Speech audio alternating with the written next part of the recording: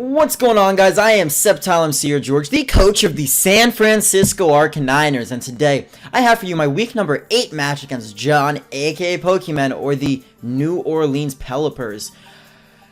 This is gonna be an interesting match. This was an interesting match. Obviously, this was post-recorded, and I'm doing this a little bit differently. In this match, I need to talk about a lot of the plays I make, and talk about a lot of the plays that John made, slash what he could have done, slash what I could have done.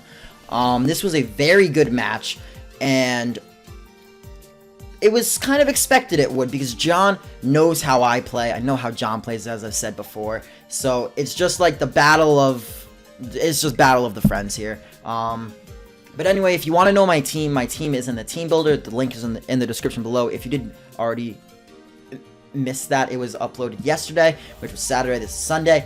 And yeah, so we are currently 6-1 going into this week.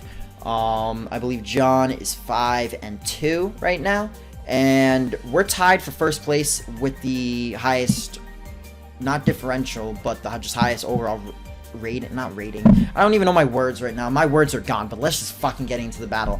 I'm gonna be pausing the video and I'll be playing it, so you guys will actually be seeing the like the pause and play thing. You guys see already how long the video is, and you can tell that is a very long video. But anyway, so here is what he brought. I see the Florges, the Raikou, the Donphan, the Hydreigon, the Scizor, and the Reuniclus. Now, immediately I'm thinking, what is his Megalopony check? That is the first thing I need to figure out. What is his Megalopony check? And I'm looking at it, I'm like, it's either the Reuniclus, the Donphan, or the Florges. On this team, he has a lot of bulky mons, and he has 2 fast mons. It's the Raikou and the Hydreigon. Now, I have a Choice Scarf Nidoqueen, which actually outspeeds everything here. So what I'm actually going to do is lead off with my Choice Scarf Nidoqueen, because I can scare out a lot of things that he could possibly want to lead off with, and get up my first layer of Toxic Spikes, which I do have Toxic Spikes on a Choice Scarf Mon. It's a bluff that I'm not Scarfed. And yeah, I could lead off with Crawdon right here, because I am Focus Sash, and I was so close to doing it. But I decided that he would probably lead off with, like, the Raikou or something like that, so it might not be the best idea, because he'll Volt Switch out and then go into something, take, like, a knockoff Waterfall. But, I'm going to lead off with my Nidoqueen right here, as John wants to lead off with his Reuniclus, and I'm not going to play too risky early on. I'm going to make a safe switch. I say safe switch, and you guys will see exactly what I mean, because I go into Crawdon expecting a Psychic-type move. John makes a turn 1 prediction here, and I'm lucky I have the Focus Sash, because Crawdon would have died if I didn't have the Focus Sash right there. John, you are a savage for making a turn 1 prediction. But anyways, pause it right here. After that play, I thought to myself, well shit, this was like my safety net kind of for like the Mega Scizor, as well as I can trade this thing off. I can take something, I can get brought down to my Sash, and then take something out in return. But now I'm at 1 HP. Now I have to deal with the fact that if he goes into Donphan and gets up his rocks, now this thing is dead. So this thing changed a little bit for me, and I do predict him to want to switch out here. I don't know if it's going to be into Florges. I don't know if it's going to be into the Donphan, predicting knockoff. I don't know if something has Rocky Helmet. So I'm going to make a pretty good play right here, in my opinion, and I'm going to double switch out. And I'm going to go into my Nidoqueen right here. And the reason being is I want to get up my Toxic Spikes. And I know he's going to switch out here. So whatever he goes out into, he's going to be afraid of an attack from this thing. He ends up going out into Florges, which this thing definitely does not want to stay in on my Nidoqueen. So he's going to switch out here and go right back into Blobby, which is Reuniclus, which clicks in my head. Why is this his Nidoqueen counter? It can't take a hit from me, especially if I'm Life Orbed. My Sludge Wave does well over half to him, so what set is he running here? Now, I could have gone into Crawdon there, but it would have been way too risky. I almost ran Crunch on that thing, or Shadow Ball, and I should have, but I didn't. But I'm going to Baton Pass here, predicting him to either want to switch or go for a Focus Blast. He goes for the Signal Beam. Now my head's all over the place with this fucking Reuniclus. I've seen the Side Shock, the Signal Beam, and the Focus Blast.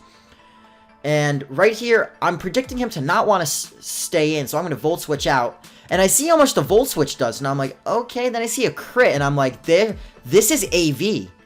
This is an Assault Vest Reuniclus. And I'm going to go back into Umbreon here to take the Shadow Ball, and now I've seen his entire moveset. This Reuniclus is using a Shadow Ball, a Psyshock, a Focus Blast, and Signal Beam. Signal Beam, I still don't know why he's running Signal Beam. I don't know what that did for him overall, but it did something.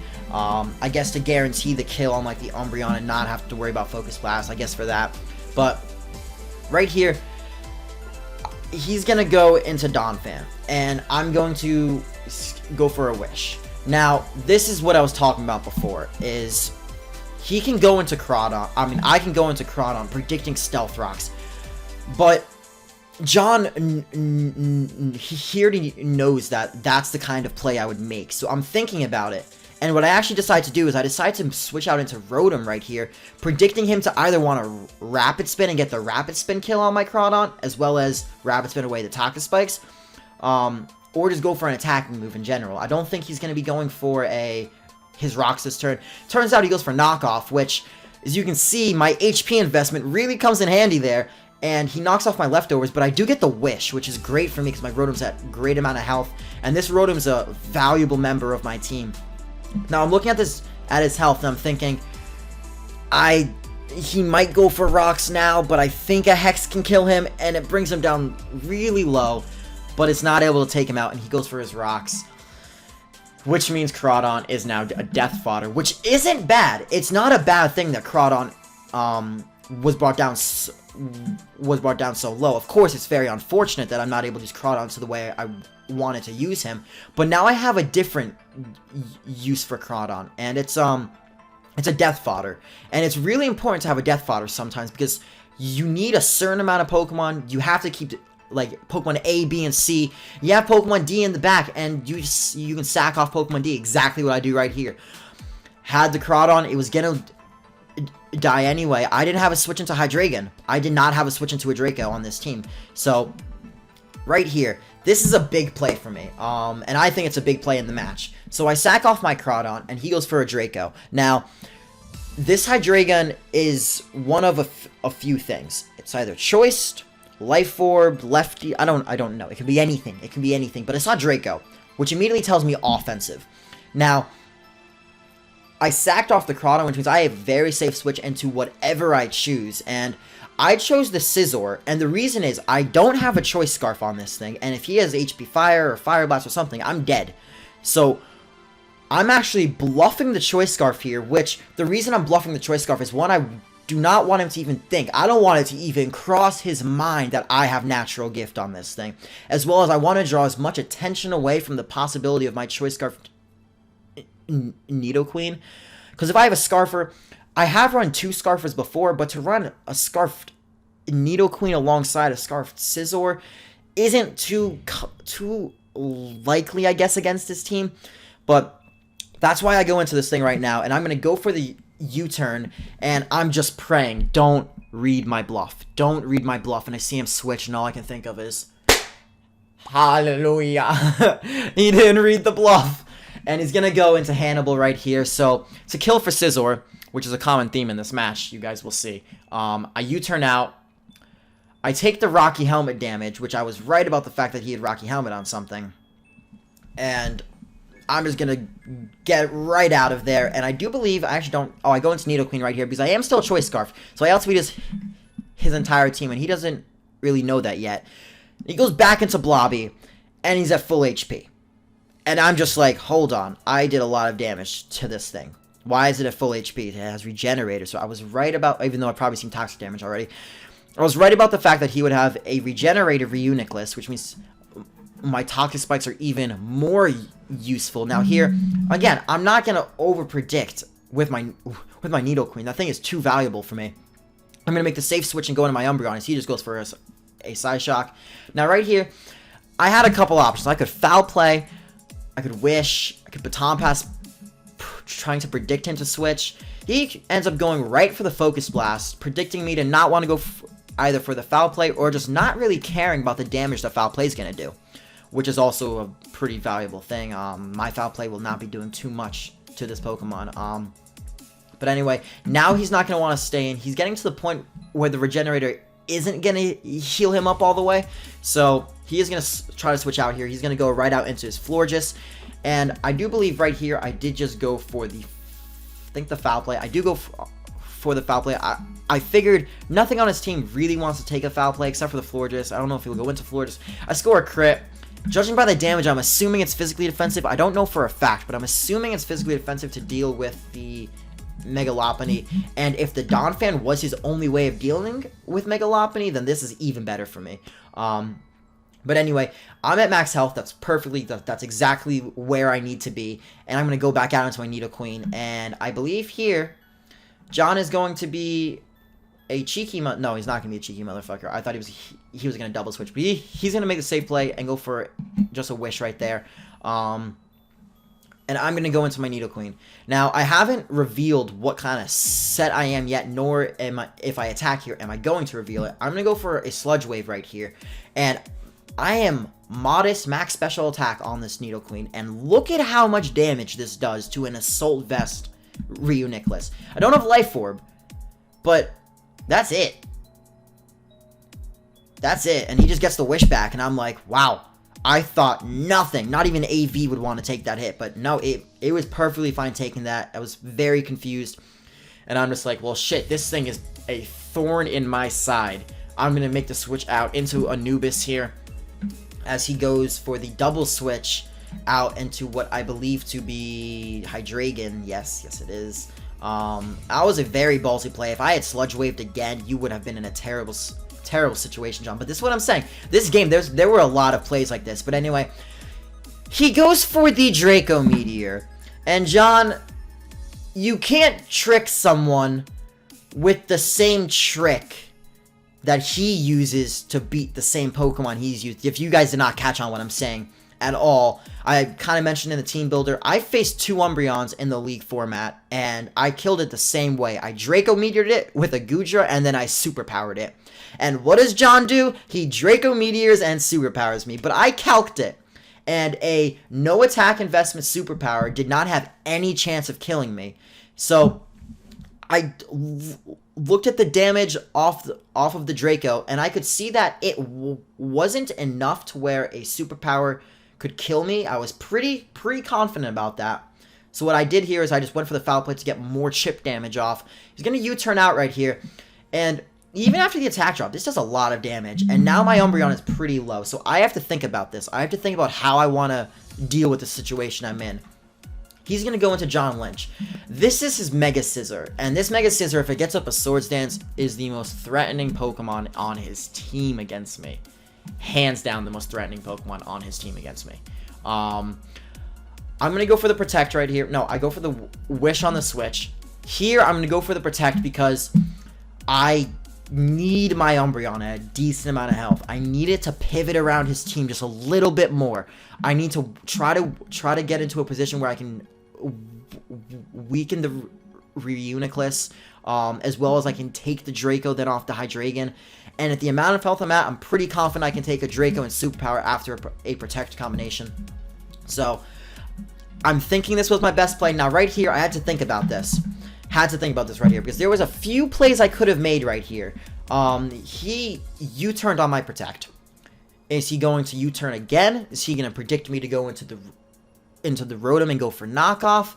Is he going to go for a defog? I don't know.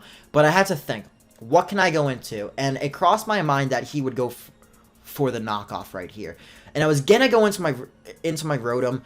However, if he went for knockoff, that had a potential to kill me if he was max offensive. So what I decided to do is make the safer play, go out into my Nidoqueen, praying he went for U-turn. Don't knock off my Choice Scarf. Don't reveal that this thing is Choice Scarf. Please go for U-turn. Please go for U-turn. Please go for U-turn. He goes for knockoff. And my Nidoqueen gets knocked off. That did a lot of damage to my Nidoqueen. And the Choice Scarf is gone. So he now saw that I don't have a Choice Scarf on this thing. But I know he's not going to stay in against against the Nidoqueen. There is no way he would ever stay in. So he's either going to U-turn out if he's max speed, or he's going to go into Reuniclus to take the Fire Blast or Sludge Wave, whatever he thinks I'm going to do. I'm going to go into my Rotom here, just predicting that. Going to go for the Hex off the bat, because John, you've been playing very cheeky with how you're going about this. And this Hex right here does a lot of damage. And the Shadow Ball doesn't kill the Rotom. Rotom lived a knockoff off of Donphan and a Shadow Ball off of Reuniclus. And right here, I'm going to make a play. I'm going to predict him to switch out either into Florges or the Hydreigon, something. I didn't expect the Raikou, honestly, but something.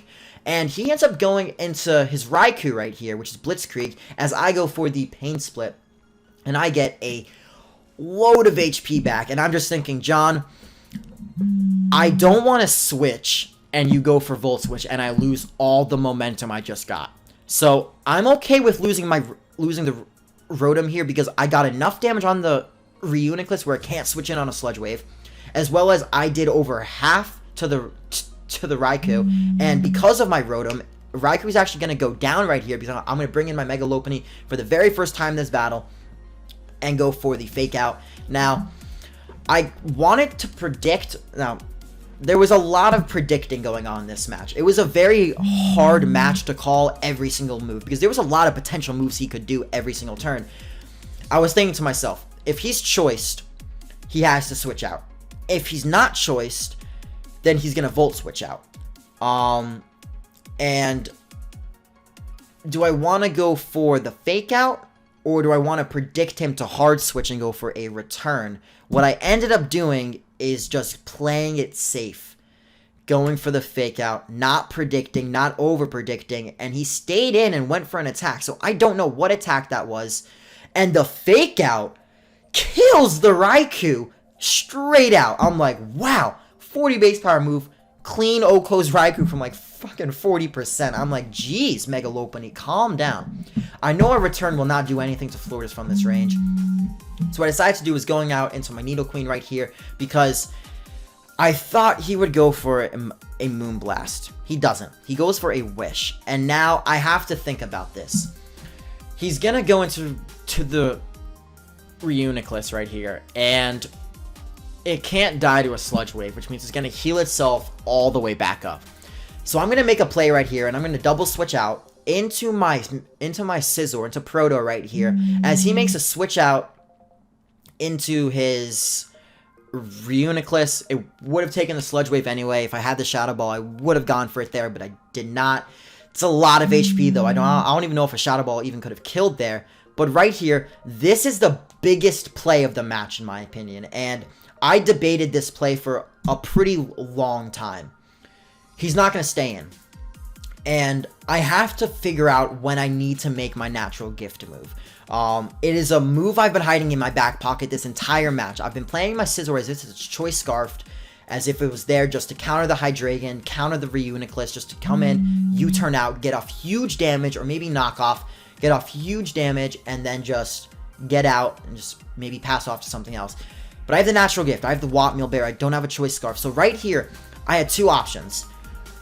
I have three options. Well, the two are the two aggressive plays. U-turn, predicting him for me to over predict and to, like, I don't know. U-turn was the play I predicted him to think I was doing. I can predict his switch and just go for a natural gift, but then I have the potential to waste my berry, waste my opportunity, and then I have a huge problem on my hands. Or option C, or 3, I can go for a knockoff, which is the move I make right here. I decided to go for the knockoff, which is going to lure his Mega Scizor into a false sense of security. And this battle, really, it comes down to this play right here, as he goes for the Swords Dance, and I go for the natural gift. And the Mega Scizor is not living a ×4 natural gift 100 base power fire type move. And the Mega Scizor is going to go down after it goes to +2. Now the reason why this play was so big and so important was he went to +2.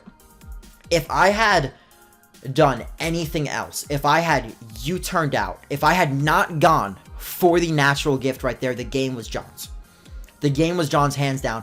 Mega Lopunny cannot live a +2 BP off a max attack Mega Scizor. He outsped me, which means he could go for a knockoff against my Scizor and just basically beat me from there, because my natural gift would have done absolutely nothing if I don't have a berry. Plus 2 BP would have taken out my Nidoqueen off the range it was at, and I believe my last Pokemon was... I believe I have one more Pokemon. Come on, George. You can do it. I have Umbreon as well, I believe, and Umbreon can't live a plus 2 hit anyway, so that's why this play was huge. John had the game in the bag if I did not have a move to kill the Mega Scizor right there, which I turned out I did. I bluffed the Choice Scarf very successfully, which is great for me. I score a critical hit right here, which was actually kind of disappointing for me. I just got a phone call, sorry. I'm kind of sad I got the crit right there. And the reason is, he's gonna die right here to the Toxic, and it was not bad that he died to Toxic. I'm not saying that I got a crit that sucks, I shouldn't have gotten the crit. It just took away a kill from something else. That's basically what I'm saying right here, is if I didn't get the crit, maybe then I wouldn't have had my Umbreon in against his Hydreigon right here. Maybe I could have saved differential. I don't know. It's a crit. I got it. I don't think it mattered in the grand scheme of things. At this point, my Scizor cleans up this game. All I needed to do was make sure it's safe. And I go for Protect right here, and I calced it. If he's not invested in attack, I can survive this 100%. If he is invested, there's a chance it won't actually kill me. He goes for it, it kills me, and Umbreon has just a knack for dying to superpowers when I'm in a game with it, whether it's mine or it's my opponent's. It's just knack for dying for superpowers.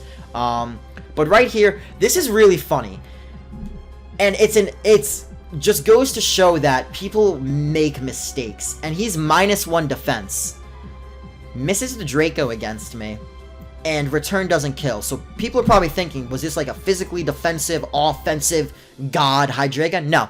I completely forgot that I had to get my happiness all the way up. Whatever base power that was, it was not enough to kill a Hydreigon. So, I predicted him to want to go into the Florges, maybe to preserve the Hydreigon, so that's why I didn't go for the fake out. But anyways, this game at this point is over. The Moonblast just goes on to the Scizor, takes it, and a Bullet Punch from that range is actually going to be able to take out the Florges. So John, that was an incredible game, dude. That was one of the best games I've had in the GBA. Well, probably, honestly, the most fun game I've ever had in the GBA. For the reason being, the prediction games that went on in this match were psychotically crazy. They mean the same thing, but I'm using it to enunciate the other word more. I was looking at my DS screen, looking down like this, thinking of each play, and I'm just like, he can go for Focus Blast, but he might go for Shadow Ball, but what if he goes for Signal Beam? But he might Psyshock. I can't stay in, can't go out to this thing, but if I go out to this thing and he goes for that, I'm screwed. Oh my god. The prediction games were crazy this match, and John, a 3-0 does not represent how tough this match was.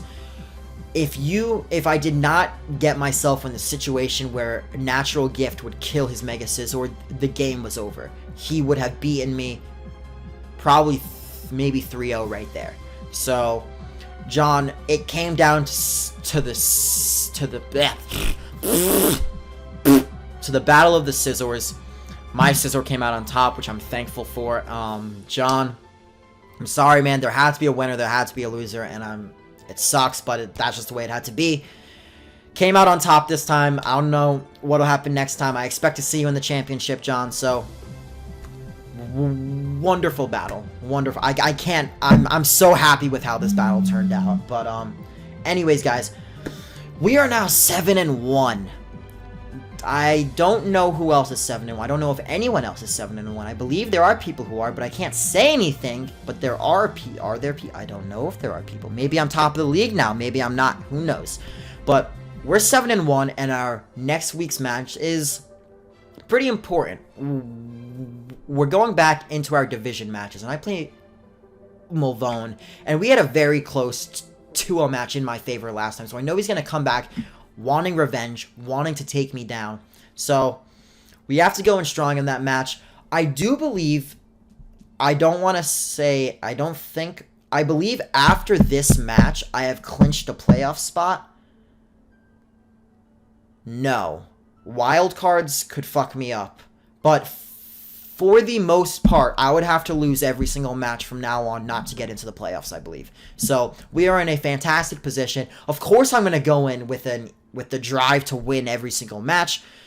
But we might see a couple of my more underused Mons out there, which surprisingly enough is actually my top 2 picks, my Scizor and my Gudra.